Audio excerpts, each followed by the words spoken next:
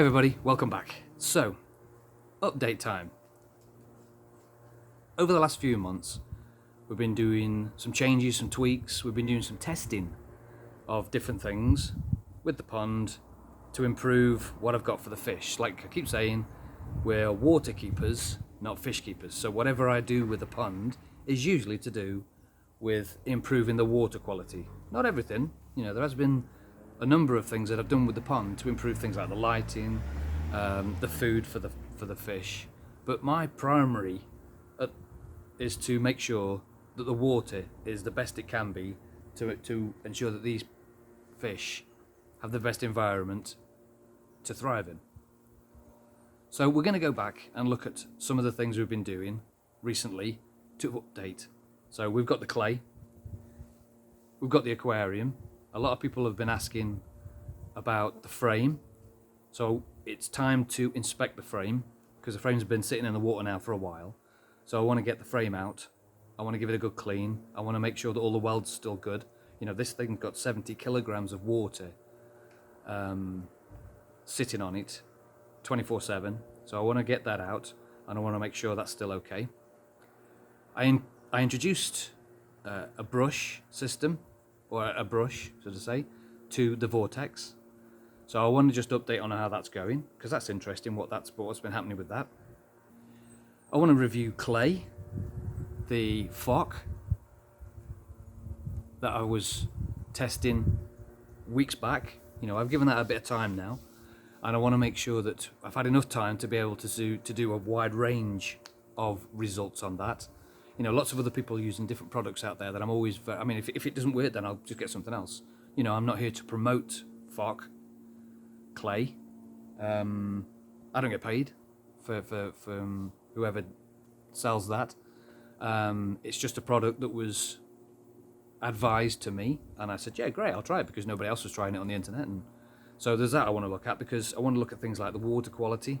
I've got a lot of comments from a lot of you people out there that have been using the same product, the same clay, and some different comments that have come out from that. Some things, for example, I couldn't. For example, the larvae in the pipes, people have been trying that, because I can't test that, because this is a brand new pond and I can't see inside my piping anyway. So let's hope that we have some results for that as well, so you can make your own minds up whether you use that product, when you use something else. You know, when I come to the end of the bag of FOC, I've got to stop doing that, is, should I go on to try something else? I was watching other videos that other people were using different products, and I'm thinking, maybe I'll try that one next time. But at the moment, like I say, I've still got a big other bag of that left. So let's crack on with the updates.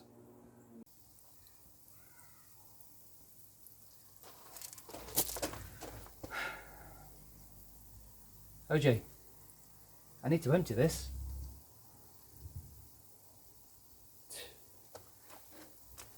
Right, so we're going to look at the frame under here. Let's get this off.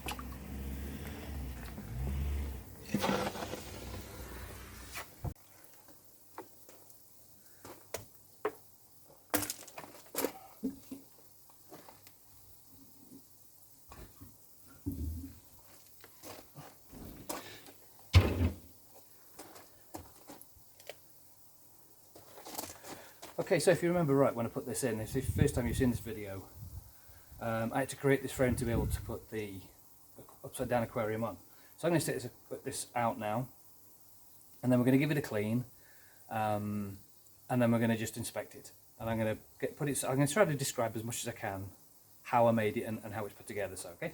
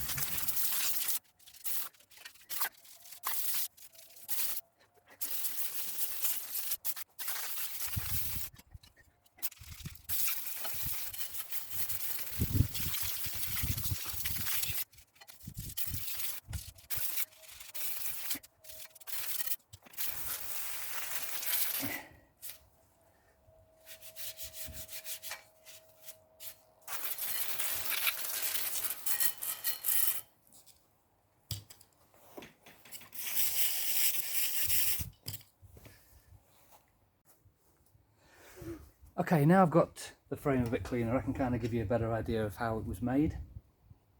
First of all, I started off with the outer rim frame. So I had to start with this bit because I needed to know how it was going to go on. So I basically just measured or copied the same shape as the base of the aquarium, and then through angle iron cut out the sections just to make the shape. So the shape was a start. Then looked at how the frame was going to go on. So the frame itself, I decided to hang it over the side of the pond. So I had to create a double frame that slotted over the side of the pond. So this is basically just the width of the top of my pond and how it was going to fit on. So you can see from the back view,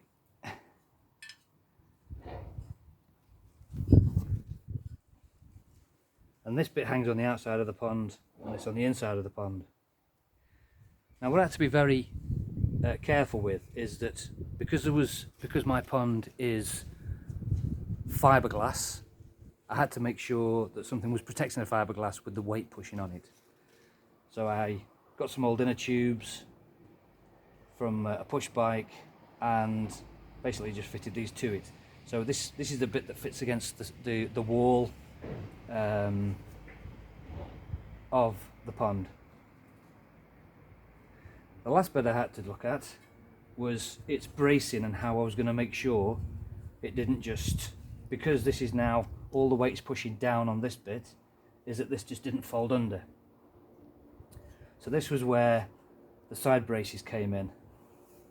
So I had to include these side braces as a support on both sides to make sure that this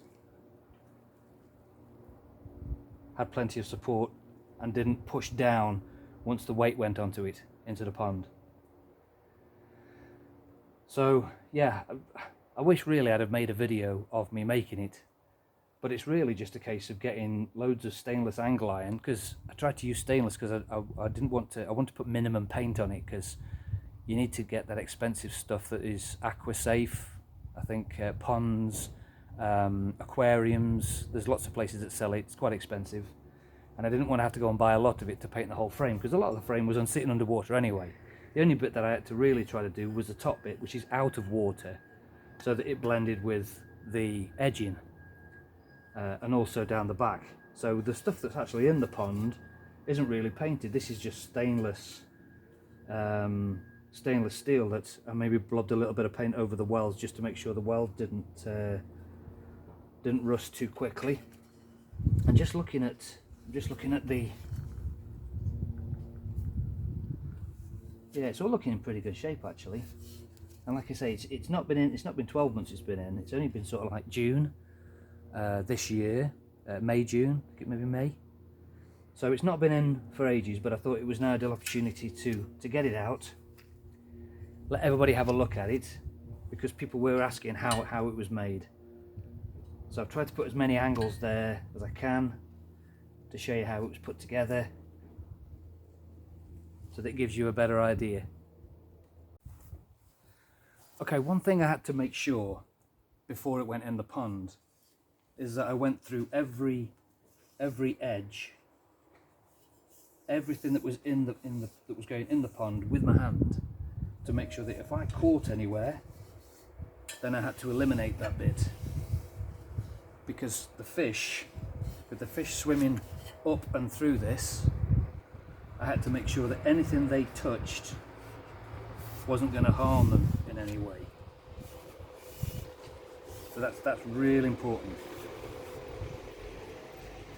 Okay, so if you're going to thinking about putting one of these things in, again, some more angles for you to look at, give you the idea of how it was done. Good luck. There you go. Okay, just before I put the frame in, I've got the GoPro, underwater stuff again. So I'm just going to take you underwater now and to show you where the frame fits, because it's got like a little, where the frame's gone, there's no algae growth on that area. So I'll show you now where it's gone, okay?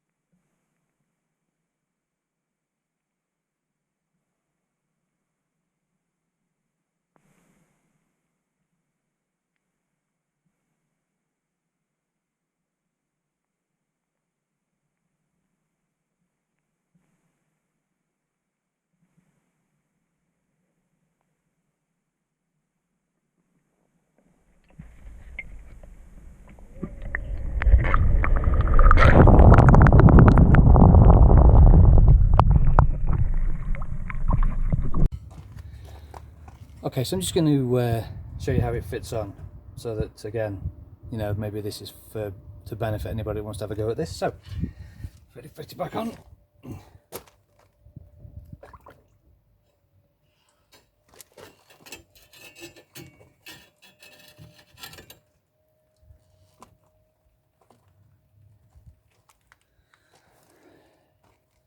There we go, back in.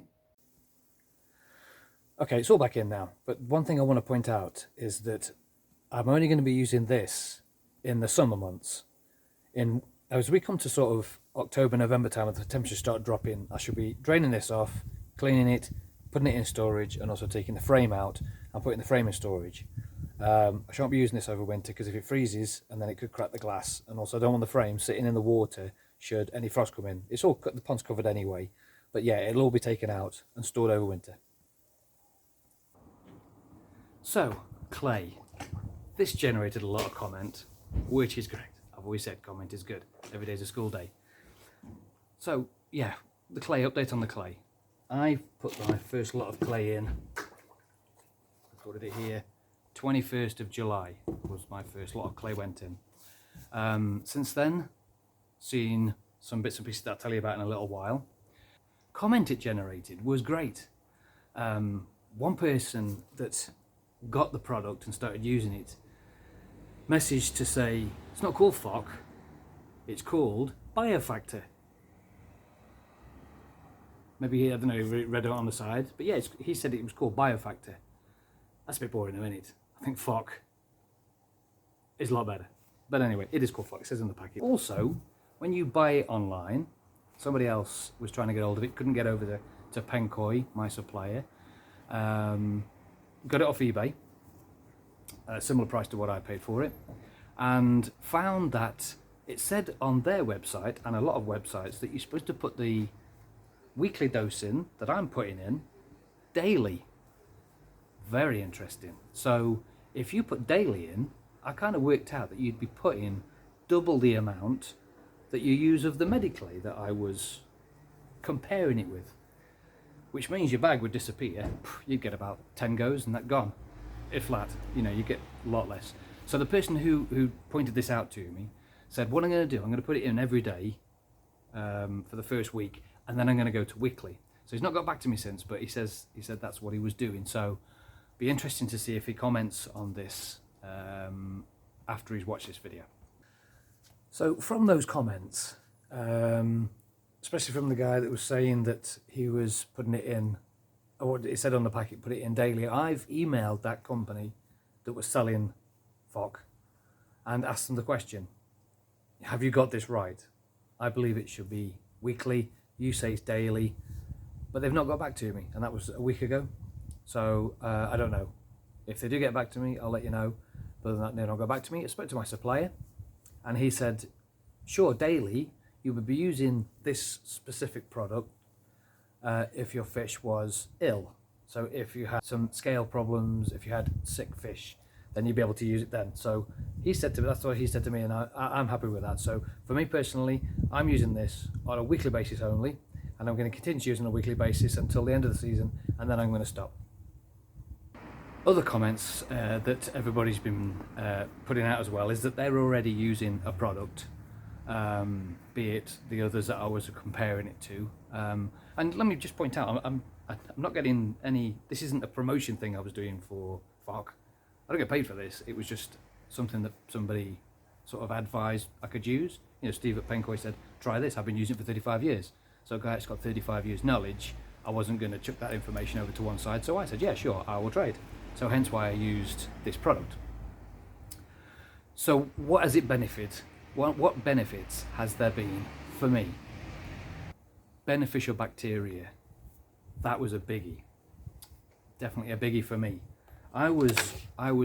Before I started using the clay, my beneficial bacteria was kind of hovering. It was in and out. I'd had to put some treatments in, which knocked the filters back and wasn't helping with the new pond syndrome to get me back up and running. So the week after I started using the clay in my pond, I started to see, and I've just done this just now just to sort of show you, I started to see some really good results. The ammonia levels, 0. Nitrite, 0. And it's been that way ever since. So definitely benefit for me. If you're on new pond syndrome, or you've got levels that you don't think are any good, or you're struggling with, nitrite and ammonia, then this for me and my pond, bonus. Definitely use it for that. And I'm sure maybe other clays do the same thing, but for me, FOC got the results for me. The other thing I have also seen as well is my pH level has leveled out as well. I've got some clamshell in my vortex, so as the pH goes up, clamshell dissolves, sorts out pH level, and that was kind of hovering a little bit, and it seems to have ironed that out as well a little bit. But again, that's not something I would go, yay, it did really well, because I think the clamshell's sorting that out. Water clarity, interesting one. It is getting better. I would definitely say it's getting better. If you look at in fact, I don't know whether it's any good, the aquarium today. I always go off the aquarium to what the rest of the water is looking like in the pond, because it sort of picks the water up and goes, there you go, there's a nice sample for you to look at. So I put some FOC in last night. So today it's just that this, as it is when it went in, it's just a little bit cloudy. So for me, yeah, the water clarity is definitely getting better. But is that because my beneficial bacteria is getting better? And I've put a couple of those little bomb things in for beneficial bacteria, which also helps with the water clarity. So maybe the mixture of the few of them does help. So waffling on a little bit with that one.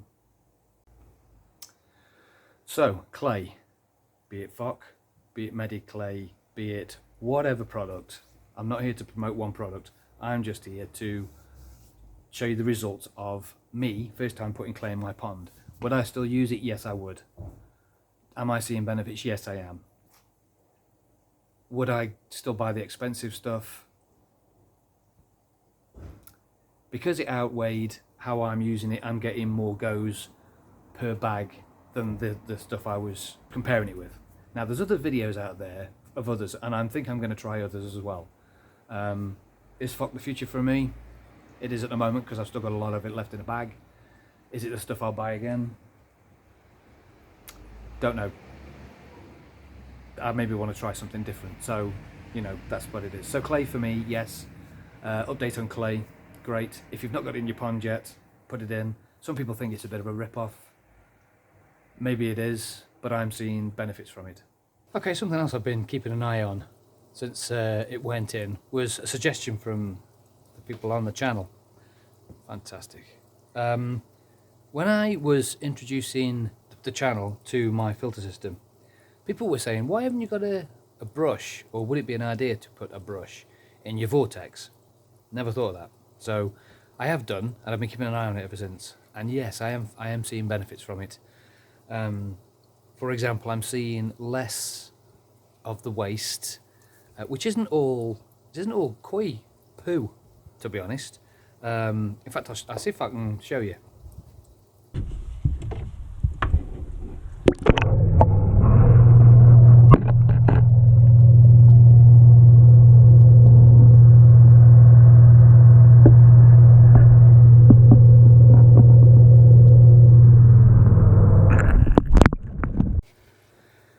Right, never thought I'd be doing this, but this is what's coming up through the bottom drain. It's not all. A lot of this is like bits of the bottom of the pond, to be honest. I didn't want to show you that for too long. I don't even know whether you're interested, to be honest or not, but I thought I'd just show you. But yeah, I'm finding there's the fish are obviously, they're chewing and playing around with the bottom of the pond, and those bits of the pond that they don't eat or ingest or whatever, they're going down through the bottom drain. So they're coming in into the vortex. And these are the bits that I'm seeing that the brush is stopping, as well as other things, you know, other waste going up and into where the brushes are, and then so on. So yeah, I'm finding there's more waste, i.e. koi poo, bottom end of the pond, whatever comes out through that bottom drain. There's more of that landing in the vortex, which is so much easier to clean, because I just drop the vortex off, swish the brush around, blast it off, purge the bottom drain, and then I'm back up and running again. I haven't got to faff around taking all the other brushes out, which is fantastic. So I can just do that easy peasy whenever I need to. So yeah, the brushes in the vortex, good. And let me just pan you down so you can have a look. There it is, just held in with the stick, and that just sits there and it catches loads of stuff, which is ace. And also, while I'm here, if you're quite new to the channel, you've not seen this before, but yeah, I've been putting this aquarium foam, filter foam stuff into this little section here between the vortex and the brushes, and this is quite good. Just don't leave it in for too long, because if you leave it for too long, it blocks up, and then you get like a bit of a damn thing, and it causes different problems over this with water levels. But it does catch a load of rubbish that the vortex doesn't get, so it gets to there, and you literally just lift this out, bin it, and then away you go. So yeah, this is just another thing. Yeah, again, I've continued to use this little idea as well, because it's been great just for catching bits and pieces of rubbish and then binning that, instead of chucking away loads of water to do that. So yeah, this is another thing I've been updating, and yes, I have continued to use it. I brought this up in afterthoughts and accessories. The little light I've got here, that is like a little floodlight. It's a 30-watt spotlight that basically I turn it on, the little switch down by the side of me here, and it sort of fills the pond with light.